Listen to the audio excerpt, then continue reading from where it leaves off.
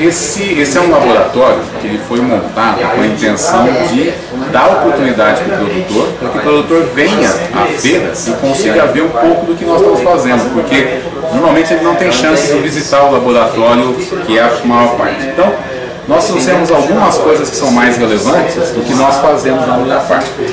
Esse é o stand da biotecnologia, e a biotecnologia é uma ferramenta muito importante que nós temos para solucionar problemas. Então, aqui nós produzimos plantas modificadas geneticamente e aqui são apenas algumas etapas do processo. Nenhuma planta dessa é transgênica, aqui é simplesmente para a gente ver o processo. Então você tem um pequeno ramo aqui, esse ramo ele está num processo de seleção. A partir disso ele é micro enxertado in vitro, então ele é colocado aqui, olha, para crescimento. Isso daqui cresce in vitro até o ponto de que ele vai para as estufas, e aí nós regeneramos plantas que receberam o gene que nós queremos. Aqui é só um exemplo de plantas normais, mas é isso que ocorre quando nós trabalhamos com material transgênico. Então, nós trabalhamos com soluções para porta-enxertos, que é o sistema radicular da planta, e nós trabalhamos com a copa, com a planta. Dentro disso, o nosso objetivo é ter planta transgênica resistente à seca, tá? E planta transgênica que tenha resistência a algumas doenças de citros. Então são doenças bacterianas que ocorrem na planta, e nós temos um mecanismo que é capaz de bloquear a ocorrência dessas bactérias, e com isso você tem uma planta que não tem a doença. Tá? Então aqui no laboratório de biotecnologia é isso que nós fazemos. E uma outra estratégia, como eu já disse, são plantas resistentes à seca. Então nesse caso nós usamos um acúmulo de um aminoácido natural, que é a prolina. E essa prolina, ela tem uma capacidade de evitar com que as células percam água.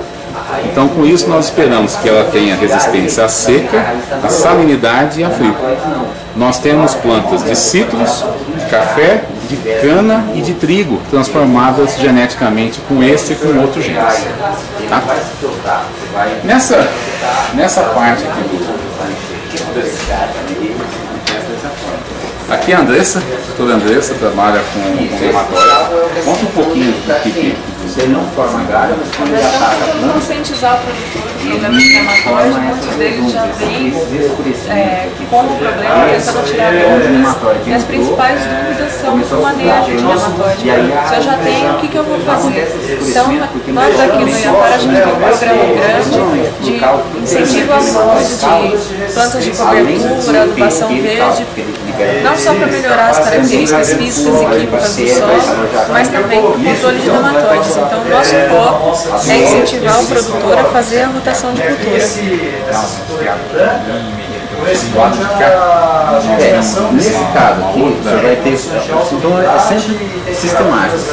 Nós temos um outro laboratório, que você falou,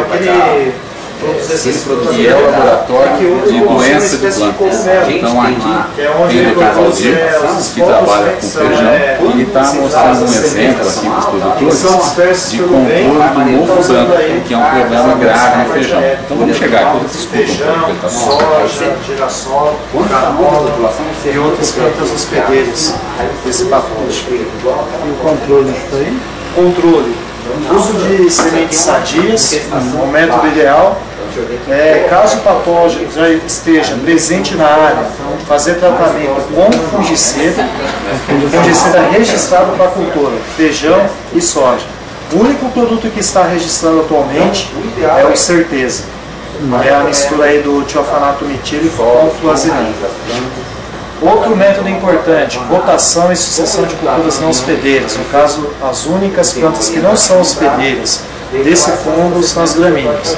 A milho, trigo, aveia, cevada, braquiária, são plantas, milhetos, são plantas que podem ser utilizadas para reduzir a população desse patógeno na área. Sempre seguir a época de recomendação recomendada para a cultura e preferência assim, utilizar a população, número de plantas por alqueiro e unitário menor.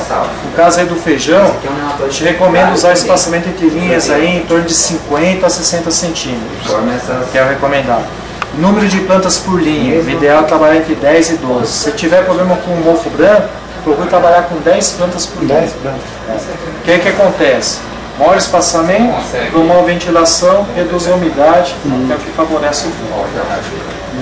Controle biológico, aí o tricoderma tem sido mais eficiente. O senhor conhece o tricoderma? Já ouviu falar? O tricoderma é um outro fungo de solo, só que ele é capaz de parasitar essas estruturas aqui.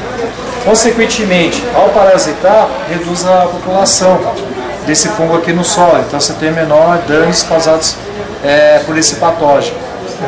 Então, esse tricoderma até recomenda fazer aplicação no suco de plantio ou até mesmo no tratamento de sementes.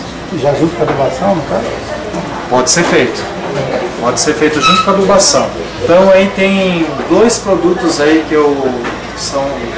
tem alguns aí que são recomendados, a base do tricoderma, que podem ser utilizados aí para o controle dessa doença. Só que não pode ser, tem que ser usado integrado, de forma integrada no manejo, ou seja, junto com o uso de sementes, sadia, junto com rotação, sucessão de culturas, e também pode ser integrado com a aplicação de fungicidas aí na parte aérea.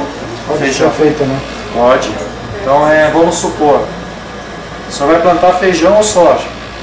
Plantou, aí o senhor usando semente sadia, de repente faz tratamento com fungicida e aplica no suco de plantio, tricoderma, e nessa área está fazendo rotação e sucessão de culturas, vamos supor que mesmo assim ainda tem a doença.